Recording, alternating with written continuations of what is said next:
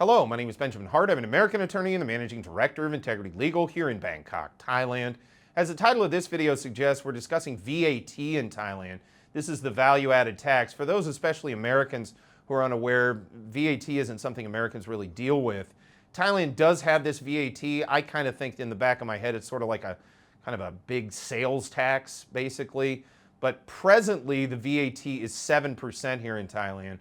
So you'll oftentimes, if you're walking by a restaurant or something, you'll see a sign that says, you know, spaghetti and meatballs, 100 baht, and then it'll be plus plus, which is oftentimes service and VAT, you know, and that VAT, well, that's 7%. It's 7% VAT.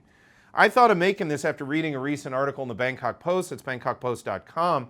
Article is titled The Untouchable Tax. And again, we're kind of discussing, is it possible that we could see an increase of the VAT? For those who are unaware, when VAT was actually promulgated, when the legislation that created VAT was created, the rate at the time was 10%, but it was temporarily set at 7%, and that temporary setting of that 7% has continued for years since.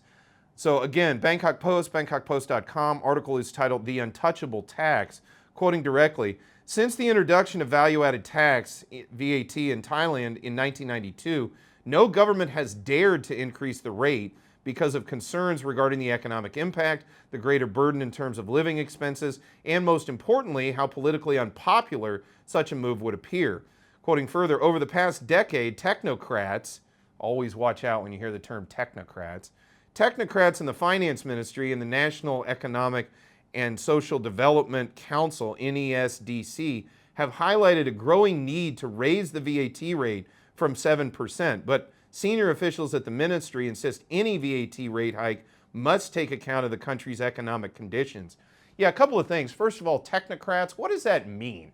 I always find it interesting. People, it's one of those words, I think the vast majority of lay people out there just kind of presume they know what it means. What it really kind of means is it's like rule by technique. It's the use of technique to sort of nudge people and sort of, I won't say convince, but to sort of get people to just sort of go along with things. That's how I look at the notion of technique. And you can look at guys like Jacques Ellul or Jacques Attali, A-T-T-A-L-I.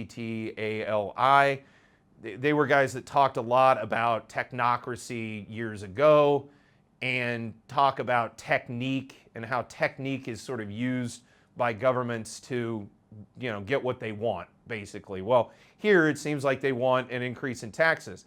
Well, I have very little sympathy for this because for 2.5 years they shut down the entire economy, and it was at the order of these same government people, this same amorphous blob we call bureaucrats or bureaucracy or government, and that's primarily the reason tax revenues are way, way down, because of what government did in the first place, what they compelled us all to go through in the first place. So I have real issues across the board with all of this discussion about going after tax. If you want to create more revenue for the country and indirectly bump up the tax base in the country, cutting taxes and getting the heck out of the economy's way is probably the better way to go for it.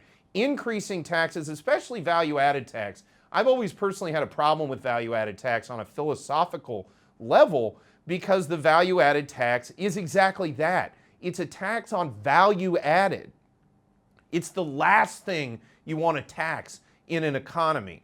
For example, I don't particularly agree with property tax, but I can at least understand the argument that property tax spurs owners, spurs people that rent it, whatever, to use the property in a productive manner. Now, I don't agree that the government has any moral right to spur people to use their property a certain way. I don't agree with that initial premise, but I can at least understand the argument that, you know, that there's sort of a productivity argument saying, well, that land's sitting there, it's not producing anything. If we tax it, it'll light a fire under the person who owns it to create some sort of value on that land that will then, you know, derive some revenue and then pay the taxes and also make the land productive. Again, I don't agree that anyone has the right to spur you to do what they want you to do on your property. But again, I can understand the argument. With the value-added tax, you're taxing the most important part of your economy, the place where value is added. And for this reason, I understand to an extent all governments need, they need revenue in order to put on the programs that they want to put on, in order to build the infrastructure that they want to build. But at the end of the day, I really question whether or not this is the best way to tax, because again, it taxes the most productive, in my opinion, part of your economy. So do I think it's going to rise? I kind of doubt it, although, there's a lot of talk about tax lately, and clearly this government is having issues with regard to revenue. I think there's no doubt about that. But honestly, we sort of the little people, if you will, that had our businesses and things shut down for the period of time we had them shut down, we had to go through that. We had to live through that. Okay, now this tax issue is sort of a lagging issue. Sometimes they call things a lagging indicator in economics. This is not a lagging indicator. This is a lagging phenomenon, because they tax you after you've created some sort of wealth that they tax you on. They do it after the fact, essentially. So what we're seeing with the government sort of, in a sense, kind of saying the sky is falling, it looks like to me, I think they're being pretty hyperbolic about, oh, we're going to run out of money and things. Well, we've seen government shutdowns before around the world, and, did the sky fall? Not really. At the end of the day, I'm not overly worried about not having a bunch of bureaucrats telling me what to do all the time. But leaving that aside, with regard to this whole thing, look, at the end of the day, everyone was going to go through some bad times as a result of the shutdown, as a result of the lockdown associated with COVID. The little folks, the people that had their businesses, have already gotten through it and they've moved on. Honestly, it's like attaching an albatross around their neck by then turning around and whacking them over the head repeatedly for even more taxes because the government is having problems making ends meet. Well, guess what? Actions have consequences. Shutting down the economy had the consequences it had.